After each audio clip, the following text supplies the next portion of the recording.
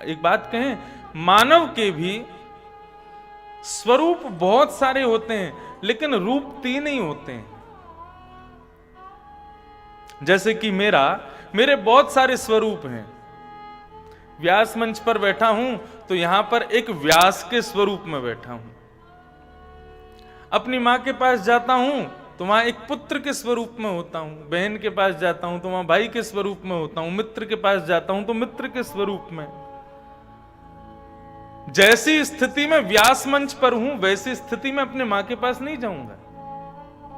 व्यास मंच पर आते हैं तो महाराज हम व्यास हैं, व्यास को सब प्रणाम करते हैं, माला पहनाते हैं, वंदन करते हैं, जय श्री कृष्ण कहते हैं, ये व्यास का एक स्वरूप है।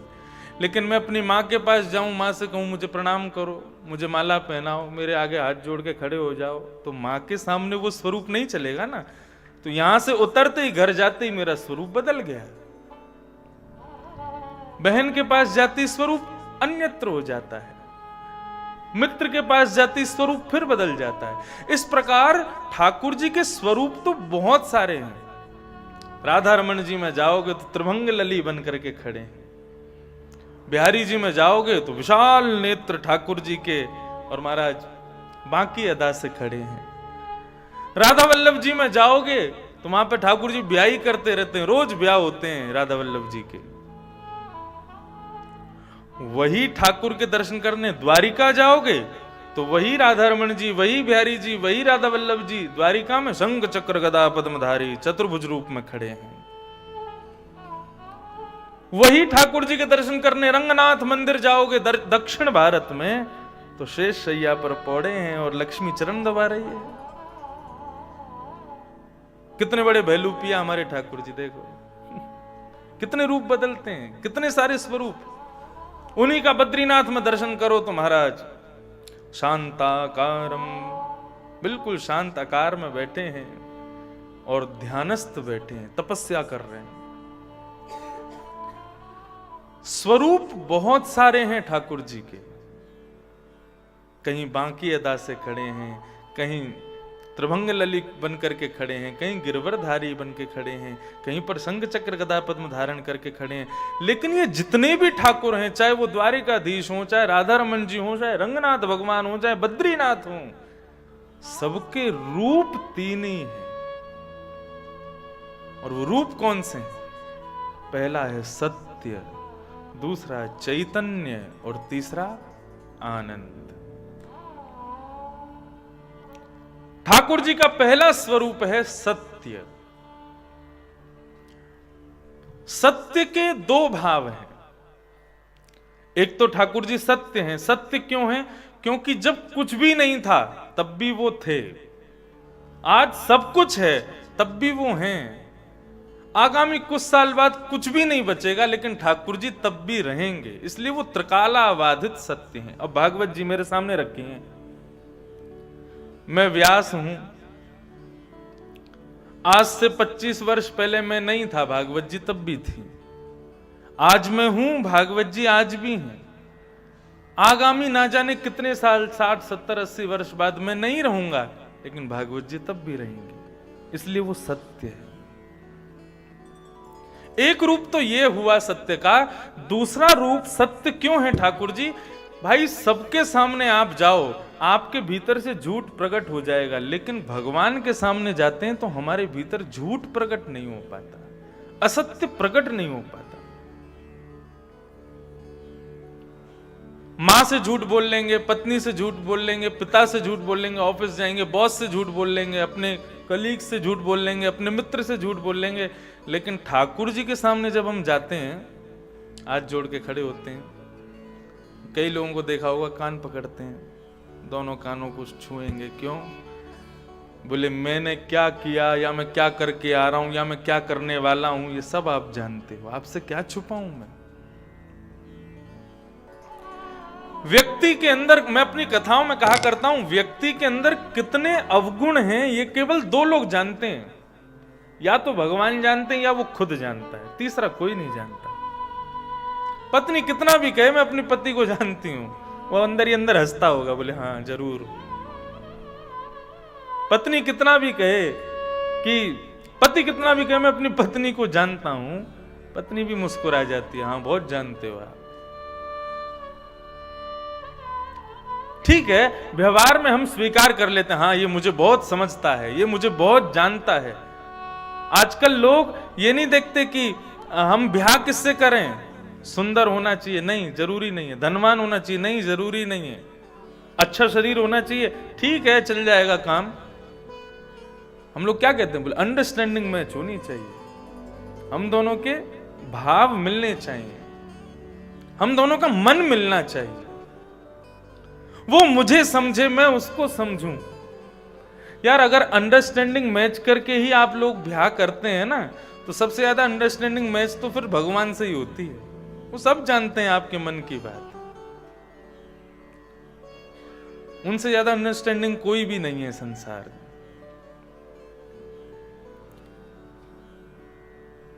तो भगवान सत्य हैं, इसलिए उनके सामने चाहकर के भी मानव झूठ नहीं बोल पाता, उनके सामने सत्य प्रकट हो ही जाता है।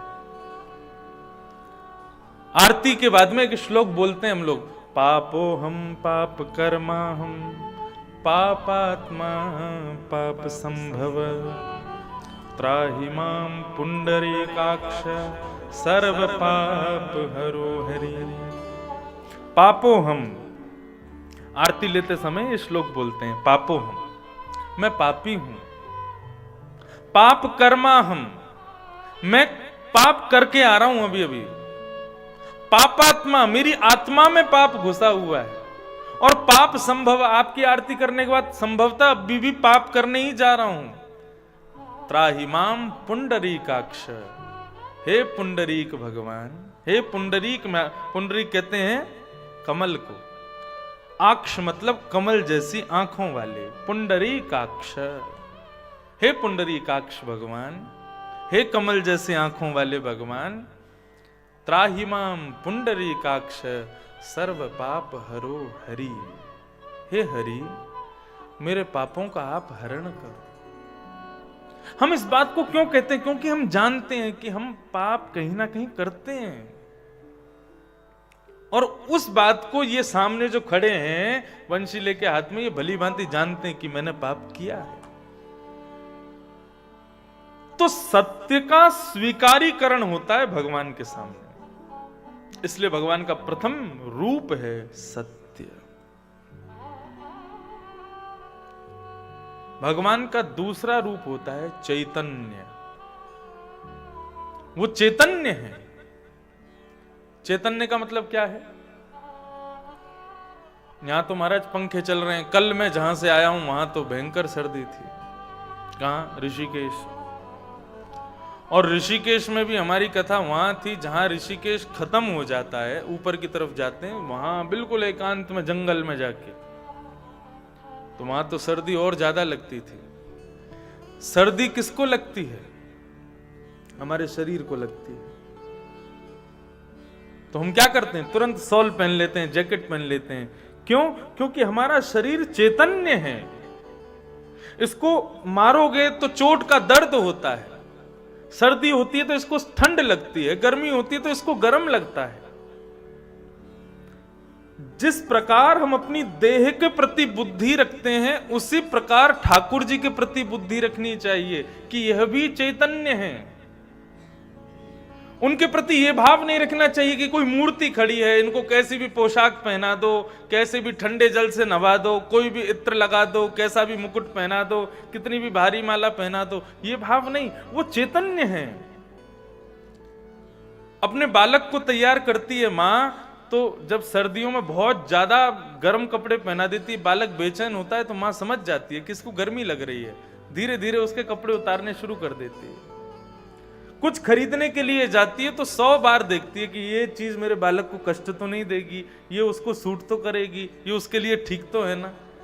क्यों, क्योंकि हमारी बुद्धि में ये बात है कि हमारा बालक चैतन्य है, उसको सर्दी गर्मी चुभन ये सब महसूस होती है। ठीक उसी प्रकार भगवान के प्रति भी चैतन्य बुद्धि रखनी चाहिए, वो चैतन्य है। एक भक्त था, शंकर जी की बहुत गोपाल जी की बहुत आराधना करता था, लड्डू गोपाल। अच्छा एक बात कहें, जैसे ये गोपाल जी विराजमान है, हाँ गोपाल जी कौन है, दिख ही नहीं रहे। अच्छा लड्डू गोपाल और शालिग्राम भगवान, हाँ शालिग्राम जी की आंख तो दिख रही है।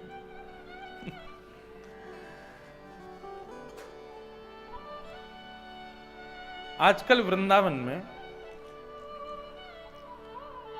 बुरा मत मानना, माताएं ठाकुर जी को लेके सब जगह घूमती हैं। मैंने देखा है, दर्शन किया है।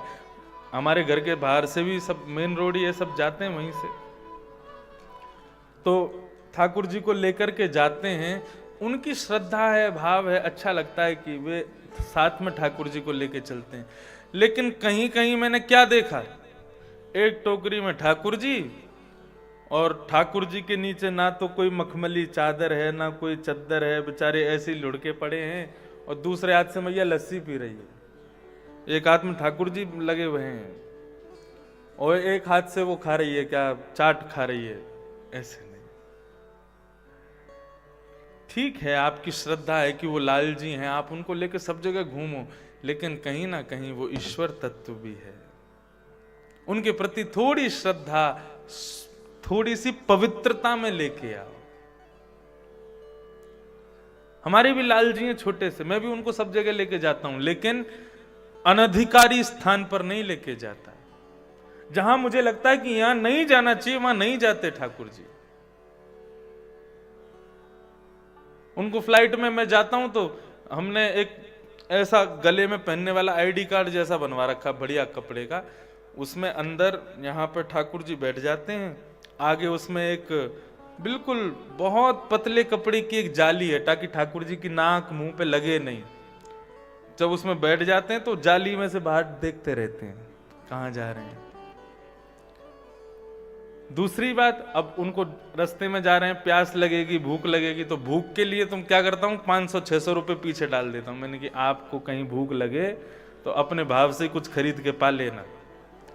और प्यास के लिए क्या है, जो झारी जी होती हैं जिससे ठाकुर जी जल पीते हैं, उस झारी जी को खाली ही रख देता हूं और यमुना जी का स्मरण कर लेते हैं, हे यमुना जी, जब भी हमारे लाल जी को प्यास लगे आप झारी जी में आ जाना, इनको प्यास लगे पानी पिला देना। अब चाहे 10 घंटे का 14 घंटे का अमेरिका का सफर हो, चाहे कहीं हो, ठाकुर जी अपने प्रेम से रहेंगे। उस बीच में भी बड़ी मर्यादा, साथ में एक पंडित जी रहते हैं।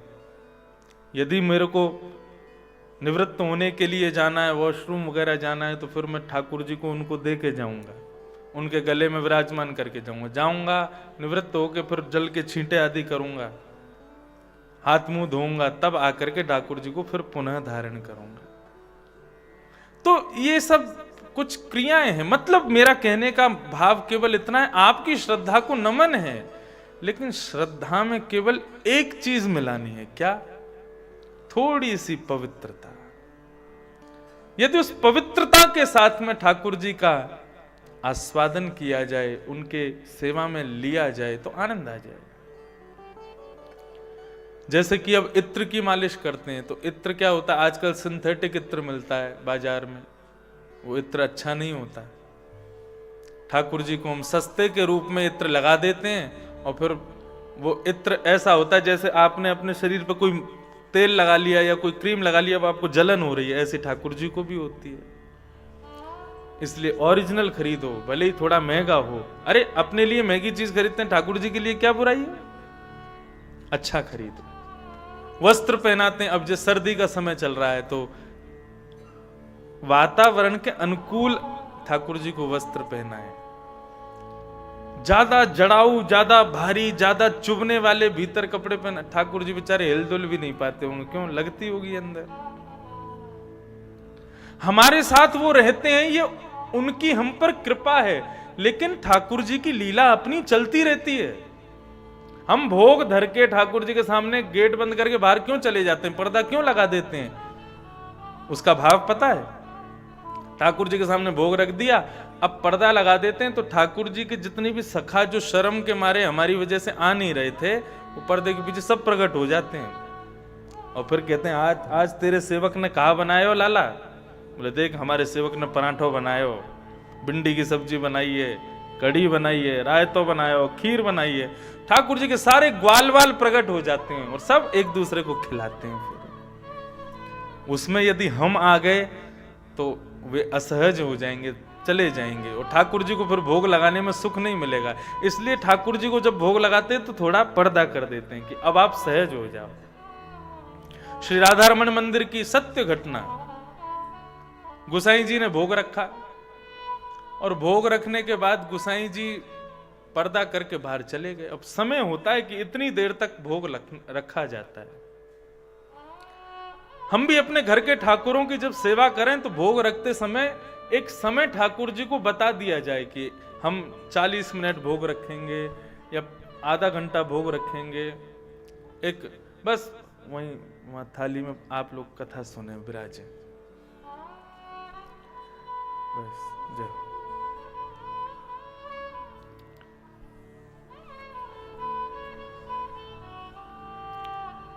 तो अपने घर के ठाकुर जी को बता के चलो हम इतनी देर का भोग आपके सामने पधराएंगे।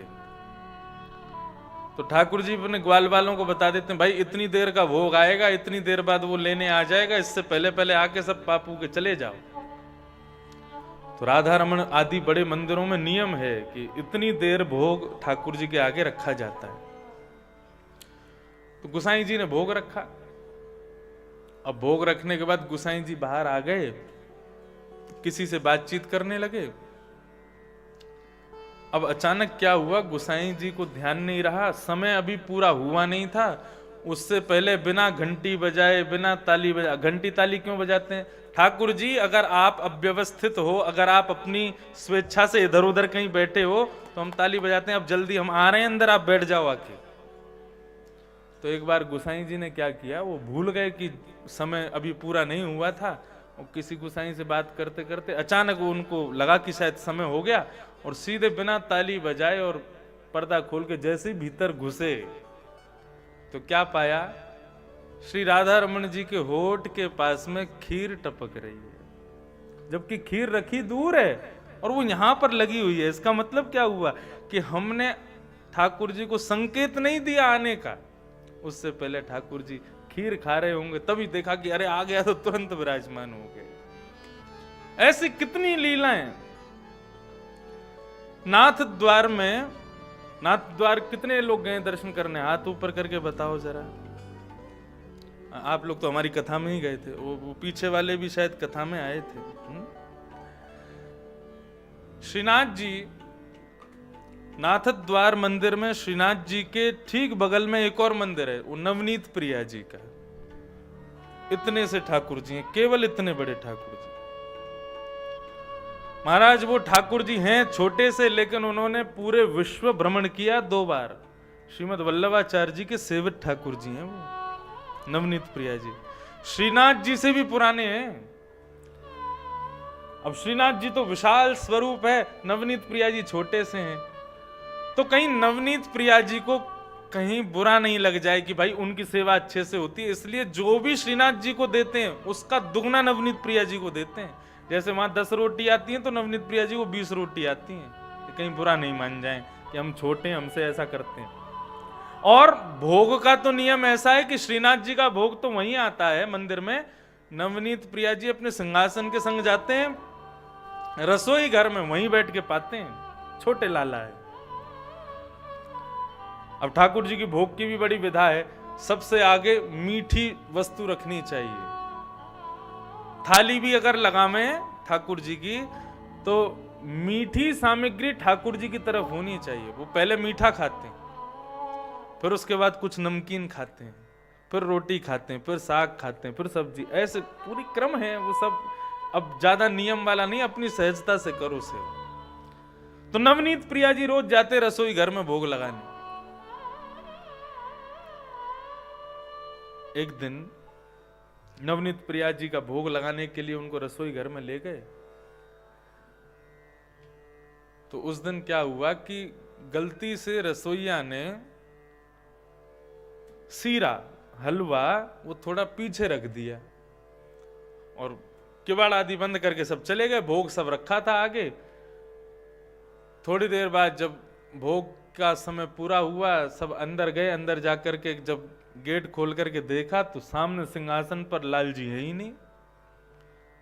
अब वो सब जगह खोजे, छोटे से ठाकुर जी कहां चले गए। सब जगह खोजा, ठाकुर जी नहीं मिले। तो फिर गोसाई जी ने कहा ऐसा तो नहीं कि सब्जी साग सब्जी में कहीं गिर गए हों भीतर, छानो। तो सारे पे जितनी भी सब्जियां थी सबको छानना शुरू किया। तो सबसे आगे कड़ी रखी थी। कड़ी को जैसे ही छाना तो कड़ी में ठाकुर जी मिल गए।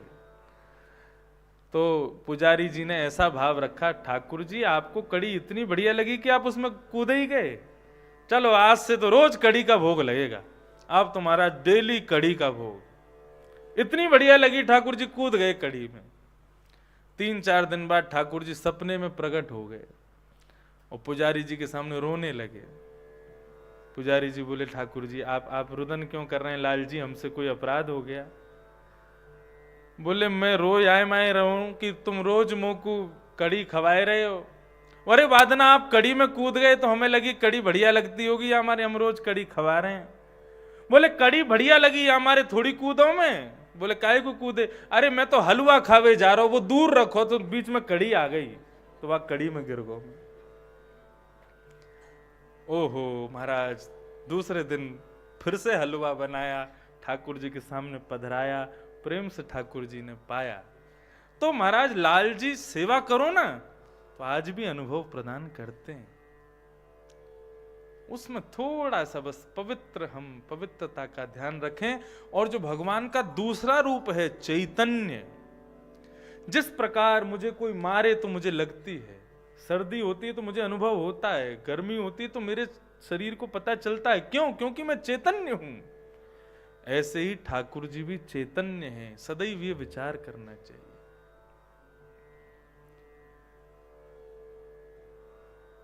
तो मैं बता रहा था, एक व्यक्ति रोज गोपाल जी की सेवा करता था, लेकिन बेचारा ज्यादा धनवान नहीं था। उसका एक मित्र मिला, मित्र ने कहा भाई तू इतने दिन से ठाकुर जी की सेवा कर रहा है लेकिन ठाकुर जी तेरे ऊपर कृपा करते नहीं है। बोले क्यों? बोले देख मैं शंकर जी की आराधना करता हूं, पूजा करता हूं, मैं करोड़ों का टर्नओवर करता हूं, और तू गोपाल जी की सेवा करता है, आराधना करता है, आज तक वैसी ही स्थिति बनी हुई है तेरी, कोई बदलाव नहीं। उसने कहा क्या करूं बताओ। बोले तू एक काम कर, तू भी शंकर जी की सेवा शुरू कर दे। किसी व्यक्ति की बात मान करके, और महाराज गोपाल जी को तो दूर टेबल पर रख दिया और शंकर जी लाके उनकी सेवा करनी शुरू कर दी उसने। दूसरे दिन से महाराज त्रिपुंड लगा के और बढ़िया रुद्राष्टाध्यायी से अभिषेक करे और शंकर जी की पूजा शुरू। अगरबत्ती आदि उसने जलाई तो आंख बंद करके ओम नमः शिवाय का जाप करने लगा। जैसे ही आंख खोल करके देखा शंकर जी बैठे हैं, त्रिपुंड लगा के बढ़िया आनंद से सेवा चल रही है, लेकिन अगरबत्ती का जो धुआं है वो उड़ करके वहां जा रहा है जहां गोपाल जी बैठे। गोपाल जी के पास अगरबत्ती का धुआं जा रहा था तो वो उठ करके गया और गोपाल जी से जाके कहने लगा, इतने वर्षों से तुम्हारी सेवा कर रहा हूं, कभी मेरी सेवा से खुश हुए नहीं, और आज दूसरे देवता की सेवा शुरू कर दी तो उसकी अगरबत्ती की खुशबू भी खुद लिए जा रहे हो। चलो उठो यहां से, अलमारी में बैठो। तो जैसे ही ठाकुर जी को पकड़ा उसने, ठाकुर जी प्रकट हो गए और उसका हाथ पकड़ लिया। बोले मैं यहीं बैठूंगा, कहीं ना जाऊंगा। व्यक्ति ने ठाकुर जी से कहा, आज शंकर जी की सेवा हुई तो आप प्रकट कैसे हो गए? इतने वर्षों से मैं सेवा कर रहा था, आप प्रकट नहीं हुए, आज शंकर जी की सेवा से प्रकट हो गए। इसका मतलब तो व्यक्ति को शंकर जी की सेवा करनी चाहिए। भगवान बोले देख, सब देवता मेरे ही अंग हैं, किसी की भी सेवा करो, मैं मूर्ति नहीं हूं, मैं चैतन्य हूं। ये भाव तुम्हारे मन में आया और तुम आकर के मुझसे बात करने लगे, तुमने मुझे चैतन्य समझ के बात की तो मैं चैतन्य बन के प्रकट हो गया। मैं चैतन्य ही हूं। तो ठाकुर जी का दूसरा रूप है चैतन्य। पहला रूप सत्य, दूसरा चैतन्य, और तीसरा आनंद परमानंद। ठाकुर जी का स्वरूप है आनंद। ये कथा मुक्तसर में भी हो सकती थी, लेकिन इस कथा को वृंदावन में कराने का क्या औचित्य थी? मुक्तसर या जहां भी आपके घर निवास आदि बने हैं वहां कथा होती, वहां पर भी संभव था, बल्कि इससे ज्यादा लोग आ जाते पंजाब से, हमारे भी प्रेमी नेमी आ जाते पंजाब के। लेकिन वृंदावन में कथा कराने का तात्पर्य क्या है कि भाई पंजाब में कथा कराएंगे सब बढ़िया रहेगा, लेकिन वृंदावन में कथा हो गई ना तो वृंदावन में कथा में आनंद थोड़ा सा बढ़ जाएगा, थोड़ा सा स्थान की महिमा अलग होती है ना, थोड़ा सा आनंद और ज्यादा आएगा, इसलिए वृंदावन में कथा हो रही है। तो ये आनंद जो है, सुख में और आनंद में अंतर होता है, सुख और आनंद एक बात नहीं होती। हमारे शरीर को व्यवस्था जब मिलती है, अरेंजमेंट्स सारे हमारे शरीर के अनुकूल होते हैं, तब जब हमको खुशी होती है उसको हम सुख कहते हैं। लेकिन हमारे शरीर के लायक कोई व्यवस्था नहीं है और उस अव्यवस्था में भी हमारा मन प्रसन्न है, उसको आनंद कहते हैं। समझ में आ रही है बात? सबसे बड़ी अव्यवस्था तो यही है, 4 घंटे किसी और को सुनना। भगवान गीता में अर्जुन को कहते हैं सबसे कठिन 2 काम संसार के, कौन कौन से? बोले पहला कठिन काम है पढ़ना, स्वयं पढ़ना। किसी के द्वारा पढ़ाए जाना इतना कठिन नहीं होता, लेकिन स्वयं अध्ययन करना बहुत कठिन होता है। और दूसरा कठिन काम क्या है? बोले स्वयं शांत रह करके बहुत देर तक किसी और को सुनना, ये भी बहुत कठिन।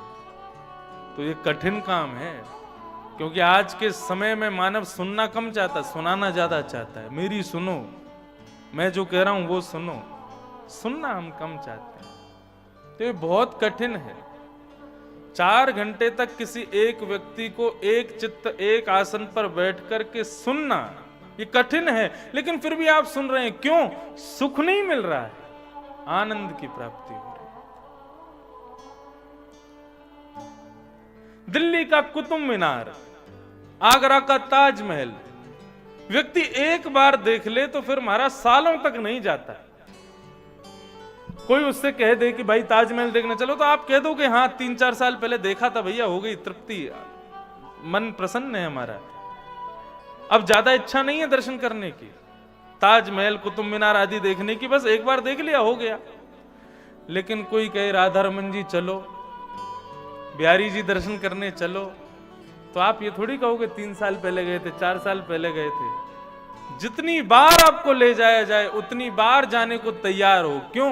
क्योंकि ठाकुर जी का दर्शन सुख नहीं देता, आनंद प्रदान करता है। अभी कथा हो रही है, कार्तिक मास चल रहा है, कहां? वृंदावन में। अगली साल कथा होगी द्वारिका में। मुक्तसर वाले हमारे कहें आप लोगों से चलो उस कथा में भी चलो, तो आप ये थोड़ी कहोगे 6 महीना पहले तो सुनी थी, ऐसे थोड़ी मन में भाव आएगा। आप तुरंत कहेंगे हाँ भाई चलो। क्यों? क्योंकि कथा सुख नहीं देती, कथा आनंद देती है, ये आनंद प्रदायिनी है। तो भगवान के 3 रूप, सत्य, चित्त और आनंद, ऐसे 3 भगवान के कर्म हैं। विश्वोत्पत्त्यादि हेतवे, विश्व की उत्पत्ति करना, पालन करना और विश्व का संहार करना, और तापत्रय विनाशाय, मानव कल्याण के लिए साधन ढूंढ रहे हैं कि मानवों का कल्याण कैसे हो। यज्ञ करने के लिए बैठे थे, तभी वहां पर सूत जी महाराज का आगमन हुआ। एक विशेष बुद्धिमान व्यक्ति को आते देख सौनकादि ऋषियों ने सूत जी से प्रश्न किया, मानव कल्याण का साधन क्या है? वे प्रश्न कर रहे हैं, हे प्रभु, श्रेयसाम यद भवेत् श्रेय पावनानाम च पावनम कृष्ण प्राप्ति करम सस्वत साधनम तद्वदाधुना। इस घनघोर कलिकाल में मानव को भगवत प्राप्ति कैसे हो? यहां मानव धन कमाने से, अन्यत्र कार्य करने से फुर्सत नहीं पा पाएगा, वो मानव भगवान की प्राप्ति कैसे करेगा? आप हमें बताइए।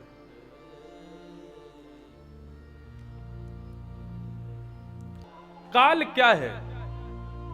समय एक सर्प के समान, एक व्याल है, एक सर्प है, उसका मुंह खुला हुआ है। उसके मुंह में हम लोग, जिस प्रकार सर्प अपने भोजन को अपने मुख में रखता है, उसी प्रकार समय ने हमको अपने मुख में बंद करके रखा है। हम लोग जीवित कब तक हैं? बोले जब तक सर्प का मुंह खुला हुआ है। जैसे ही सर्प मुंह बंद कर लेगा, हमारी मृत्यु हो जाएगी।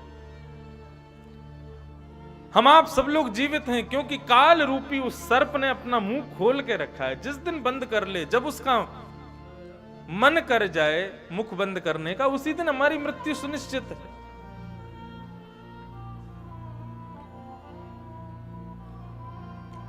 मुख में पहुंचे हैं, मरेंगे तो जरूर। मृत्यु तो निश्चित है, मृत्यु से नहीं बच पाएंगे हम लोग। तो फिर क्या करें? बोले व्यक्ति मृत्यु से नहीं बच सकता, लेकिन मृत्यु के भय से बच सकता है। हम लोग मरने से ज्यादा मरने का भय हमको बहुत सताता है, मृत्यु का भय हमको बहुत सताता है।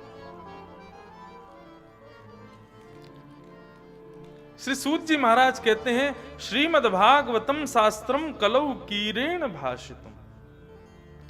यदि भागवत की सन्निधि कोई व्यक्ति ले ले, तो वो व्यक्ति, ऐसा नहीं है कि उसकी मृत्यु नहीं होगी, मृत्यु तो होगी, लेकिन फिर वो मरने से डरेगा नहीं। हम लोग मृत्यु से डरते क्यों हैं? क्योंकि हमको लगता है मृत्यु के बाद पता नहीं मानव के साथ क्या होता होगा, वो कहां जाता होगा, वो अपने परिवार से दूर कैसे दुनिया में रहता होगा, क्या होता होगा। ये एक इमेजिन ना करने की वजह से हमको डर लगा रहता है कि मृत्यु कैसी होगी।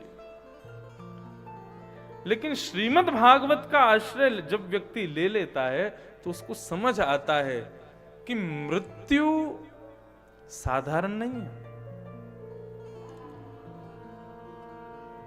मृत्यु हमारे प्रियतम का बुलावा है। मृत्यु हमारे ठाकुर जी का आगंतुक संदेश है। उसको जाने से, उसको पाने से व्यक्ति भयभीत नहीं होगा, तैयार रहेगा कि मैं तैयार हूं, कभी भी आ जाए, जाने को तैयार बैठा हूं। यह मृत्यु का स्वरूप है। श्रीमद् भागवत हमारे हृदय से मृत्यु का भय दूर करती है। भैया, इस कलिकाल में भगवत प्राप्ति का केवल एक ही साधन है, श्रीमद् भागवत की कथा। यदि पूर्ण हृदय से, पूर्ण मन से, पूर्ण योग से इस भागवत का सानिध्य ले लिया जाए, तो भगवत प्राप्ति निश्चित हो जाएगी।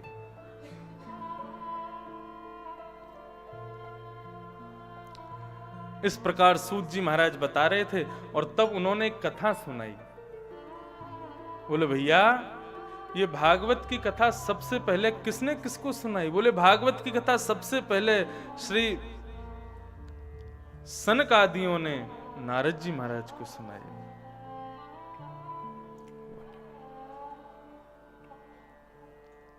सनक आदियों ने श्री नारद जी को सुनाई। कहां सुनाई, कैसे सुनाई, क्या हुआ? क्योंकि नारद जी को तो श्राप लगा, एक जगह ज्यादा दिन तक बैठ नहीं सकते। 7 दिन बैठ के उन्होंने कथा सुन कैसे ली, हमें बताइए।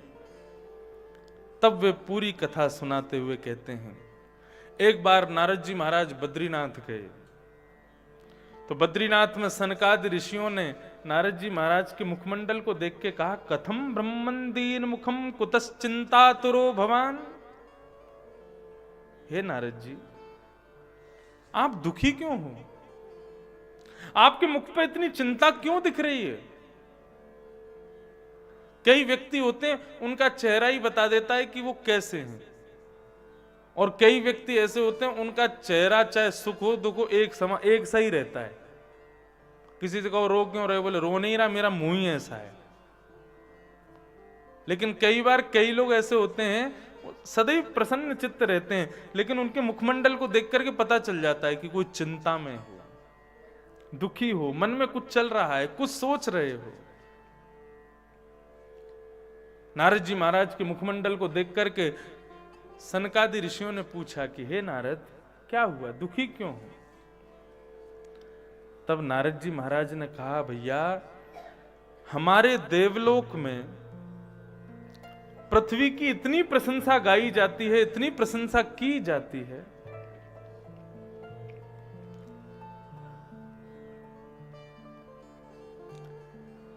लेकिन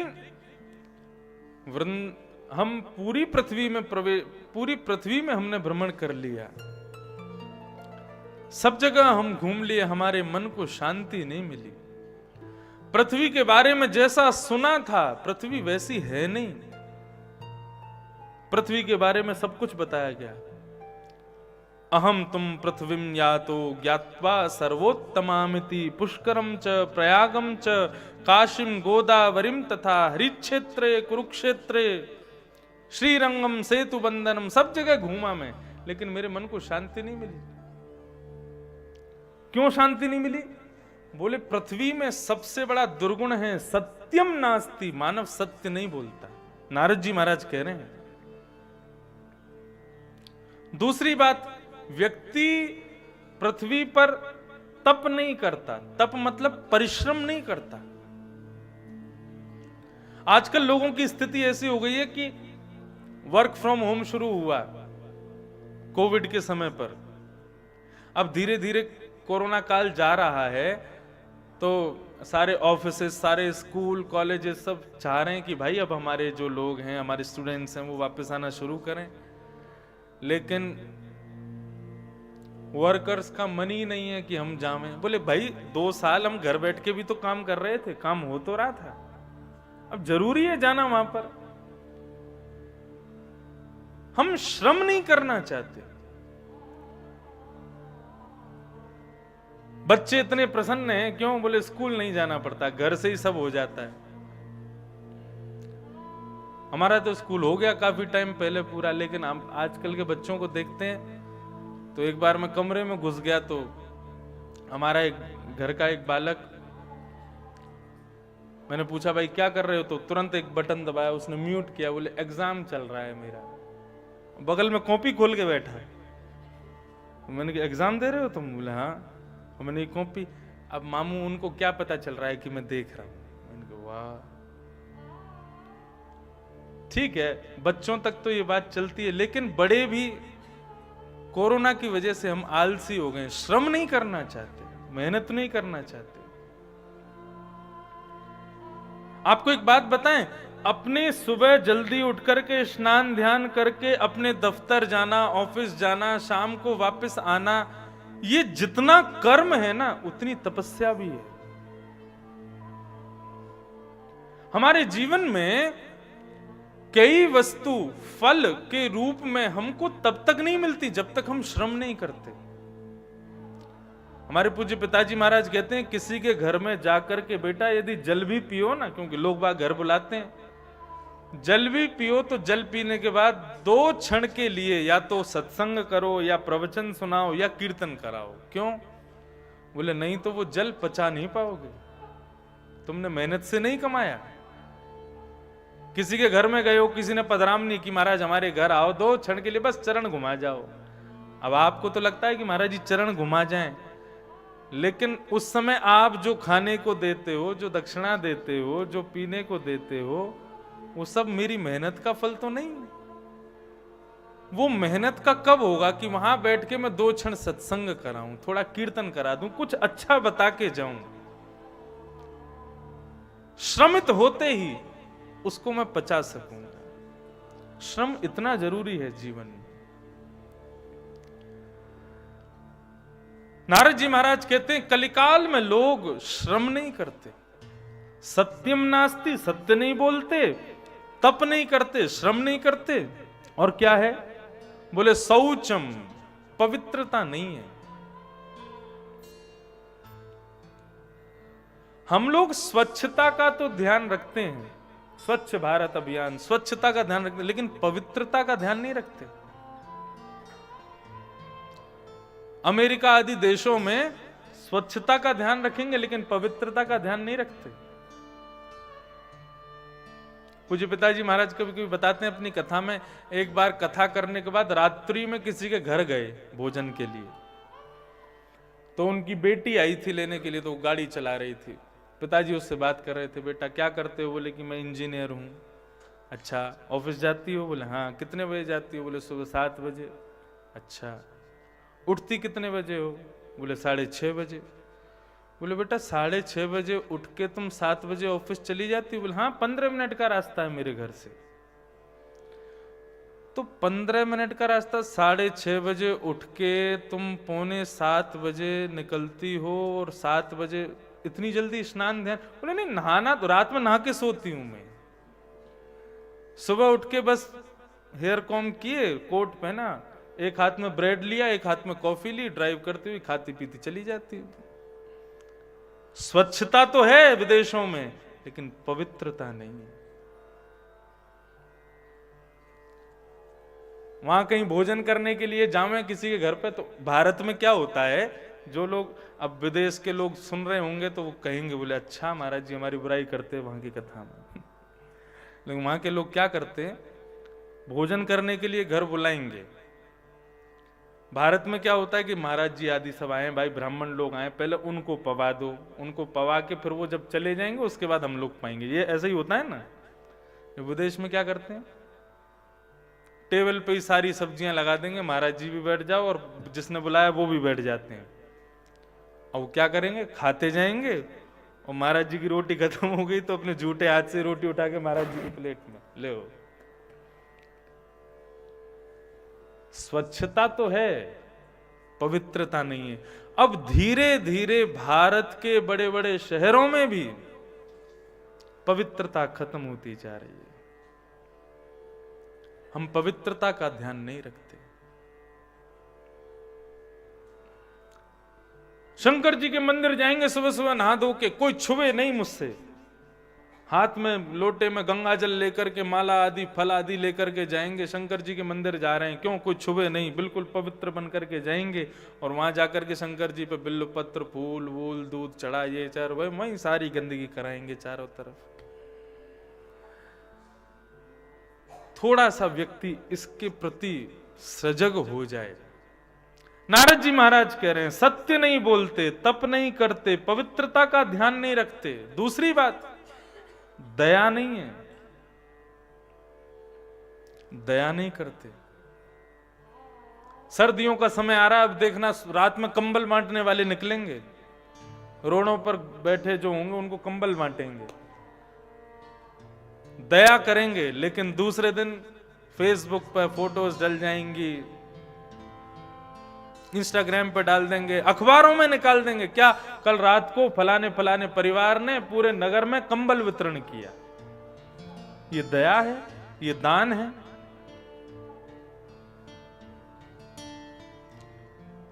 शास्त्र आज्ञा करते हैं जब मानव दान करता है, तो एक बात बड़ी प्रसिद्ध है ना कि हमने सीधे हाथ से दान किया, उल्टे हाथ को पता भी ना चले, ऐसा कहते हैं। हम किसी भी वस्तु का दान करते हैं तो वह हमारी नहीं है, जिसको दी है उसी की है। अब उसका ढिंडोरा पीटने का आपका अधिकार है ही नहीं।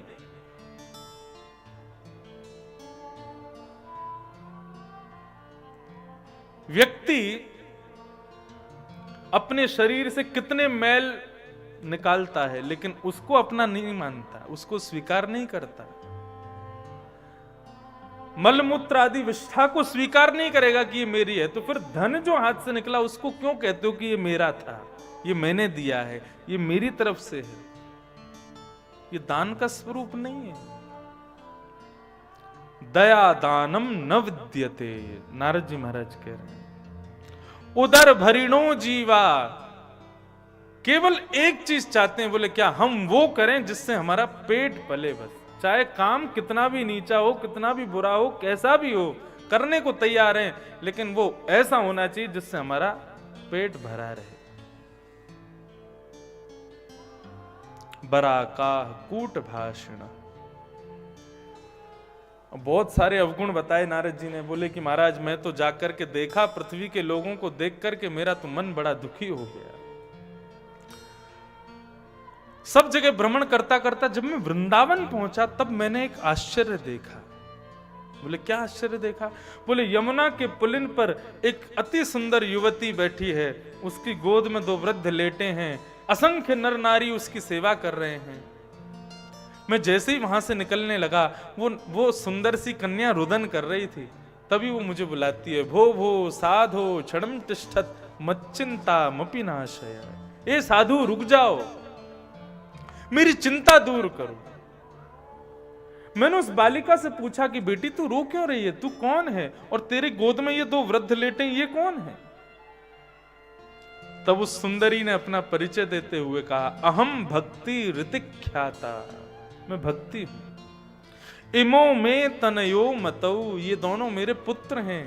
ज्ञान वैराग्य नामानो काल योगेन जर्जरो, मैं भक्ति हूं और ये मेरे 2 पुत्र हैं, ज्ञान और वैराग्य। नारद जी महाराज, ईर्ष्या होती है। आप जिस दिन अपने अवगुणों को स्वीकार करना प्रारंभ करेंगे, निश्चित मानिए वो अवगुण उसी दिन 30% कम हो जाएगा। आप उसको स्वीकार नहीं करते, छुपाते हो, इसीलिए वो बढ़ता रहता है अंदर ही अंदर। भाई दर्पण देखते हैं, शीशा देखते हैं तो बाल खराब हैं, आंख खराब हो रही है, कान का कुंडल टेढ़ा हो रहा है, जो भी कुछ कमी है शीशा दिखा देता है और आप उसको व्यवस्थित कर देते हो। ठीक वैसे ही नित्य सत्संग रूपी दर्पण में जाकर के अपने अवगुणों को देखो और उनको सुधारो, व्यवस्थित करो। राजा परीक्षित ने कहा, अब मैं राजा बनने योग्य नहीं हूं, मैंने संत का अपमान किया, अपने पुत्र जन्मेजय को राज्य गद्दी पर बिठा दिया, बस ये क्रिया की ही थी। तभी शमीक ऋषि के आश्रम से एक शिष्य गौरमुख आए और आकर के कहा, राजा परीक्षित तुम्हारे जीवन के केवल 7 दिन बचे हैं, तुमको मरने का श्राप लगा है, तक्षक सर्प डसेगा और तुम्हारी मृत्यु हो जाएगी। राजा को जैसे ही ये बात पता चली, राजा भुजा उठा करके नाचने लगा। पत्नी बच्चे कहने लगे, पिताजी आपको मरने का श्राप लगा है, आप नाच क्यों रहे हो, आप नृत्य इतने प्रसन्न क्यों हो रहे हो? राजा परीक्षित कहते हैं, वैष्णव का स्वभाव है हर स्थिति में अच्छा क्या होगा यह विचार करें। मुझे 7 दिन ही क्यों मिले? सबसे बड़ा प्रश्न तो यही है। दूसरा प्रश्न, संसार में जन्म लेने वाला कोई भी व्यक्ति ये नहीं जानता कि उसकी मृत्यु कब होगी, लेकिन एक मैं हूं जो जानता हूं कि 7 दिन में ब्रह्मा भी यदि चाहेंगे कि 7 दिन से पहले मेरे प्राण निकले तो नहीं निकाल पाएंगे, मेरे प्राण 7 दिन बाद ही निकलेंगे। तो क्यों ना इस बात को जानकर के कि अब 7 दिन तक मुझे कुछ नहीं होने वाला, मैं अपने हर क्षण को ठाकुर जी को प्रदान कर दूंगा। हम लोगों को पता नहीं है कि हमारा अगला क्षण अंतिम होगा कि नहीं, तो हम बेटे को भी अपना समय देते हैं, पत्नी को भी देते हैं, पति को भी देते हैं, संसार को भी देते हैं, मित्रों को भी देते हैं, विषय भोग विलासों को भी देते हैं, धन को भी देते हैं, अपनी इच्छाओं को भी देते हैं, क्योंकि हमको लगता पता नहीं कब मर जाएंगे, कर लो भैया ये काम। लेकिन राजा परीक्षित की सकारात्मक बुद्धि देखो, वे कहते हैं संसार में कब किसके प्राण निकल जाएं किसी को पता नहीं, पर मुझे 7 दिन से पहले कोई नहीं मार सकता। मुझे पता है कि 7 दिन बाद ही मेरे प्राण निकलेंगे, तो क्यों ना अब से अंतिम क्षण तक हर क्षण में ठाकुर जी को दे दूं। आज तक का अपना हर समय मैं पत्नी को दे चुका, बच्चों को दे चुका, पूरे विश्व को दिया, लेकिन अब से अंतिम क्षण तक मैं ठाकुर जी को प्रदान करूंगा, इसलिए मैं प्रसन्न हूं। और राजा परीक्षित वन में चले गए। वन में अनेक ऋषि आए, सबसे राजा ने कहा जल्दी मरने वाले की मुक्ति का उपाय बताओ। कोई भी नहीं बता पाया। तभी वहां सुखदेव जी का आगमन हुआ। बोलो सुखदेव जी महाराज की। और सुखदेव जी के आते ही राजा परीक्षित ने प्रश्न किया, भगवान जल्दी मरने वाले की मुक्ति का उपाय बताइए, म्रियमाण व्यक्ति के मुक्ति का उपाय बताइए। यहां पर 2 बातें बंधु कि ये शाम संस्मरणात् पुंसा सद्यः सुद्यन्ति वै गृहा किम पुनः दर्शन स्पर्श पाद शौचासनादि। बहुत सावधानी, सब लोग इधर देखो, सुनो।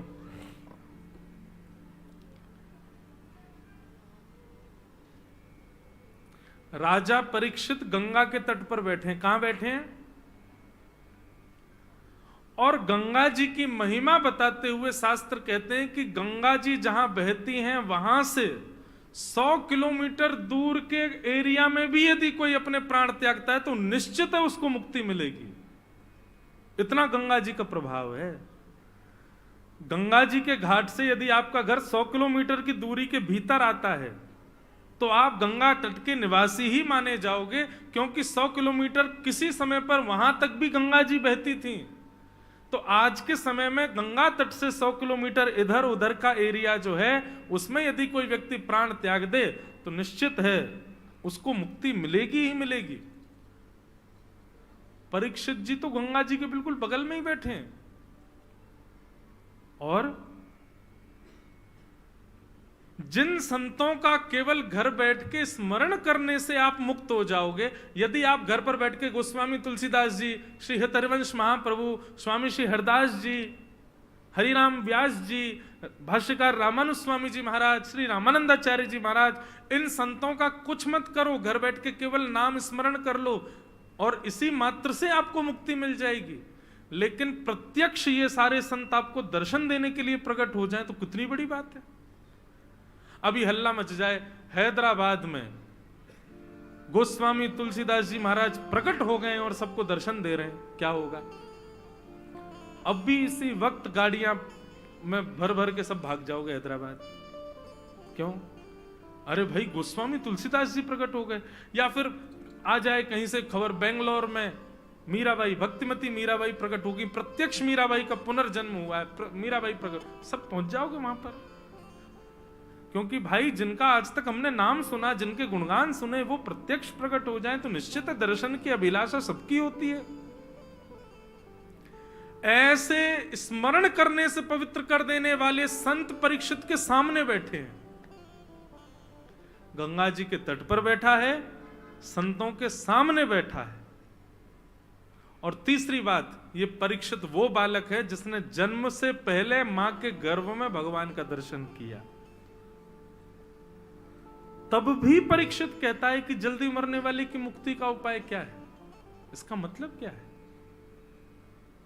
हर तरीके से परीक्षित मुक्त हो रहा है, तो फिर वो ये कैसे कह सकता है कि जल्दी मरने वाले की मुक्ति का उपाय क्या है? आहा, ये प्रश्न जैसे ही परीक्षित ने किया, तुरंत सुखदेव जी महाराज कहते हैं, वरीयानेशते प्रश्न क्रतो लोकहितं नृप आत्मवेद सम्मतः पुंसां श्रोतव्यादिषु यः परः। परीक्षित, ये बात तो सिद्ध हो गई। अब देखो गुरु किसको कहते हैं। परीक्षित ने पूछा जल्दी मरने वाले की मुक्ति का उपाय क्या, और सुखदेव जी क्या कह रहे हैं? परीक्षित, ये बात तो सिद्ध हो गई तुम्हारे प्रश्न पूछते ही कि ये प्रश्न तुमने अपने लिए नहीं किया है। प्रश्न सुनते ही समझ गए कि ये प्रश्न तुम्हारा अपना नहीं है। परीक्षित, कर्तो लोक हितम नृप, तुमने संसार के लोगों के लिए प्रश्न किया है। तुमने ये प्रश्न इसलिए किया है कि मैं तो गंगा के घाट पर हूं, मैं तो संतों के सामने हूं, मैंने तो मां के गर्भ में भगवान का दर्शन किया, परंतु ये योग्यताएं संसार के हर व्यक्ति को नहीं मिलेगी। तो मुझे बताइए उस व्यक्ति को क्या करना चाहिए कि जिससे उसको भगवत प्राप्ति हो। हम सबको 7 दिन में मरने का श्राप लगा हुआ है बंधु, हम कभी भी मर सकते हैं। 7 दिन ही है हमारे पास, सोमवार से रविवार, इसी में ही मरेंगे। और सोमवार से रविवार में भी कब मर जाएं, किस उम्र में मर जाएं, कब हमारे प्राण। परीक्षित तो फिर भी 7 दिन में मरने, हमारे तो प्राण कभी भी निकल सकते हैं। हम तो परीक्षित से भी ज्यादा बुरी हालत है हमारी। तो मैं आज की कथा कह रहा हूं, कल की 3 बजे की कथा कह पाऊंगा ये कह सकता हूं मैं? नहीं।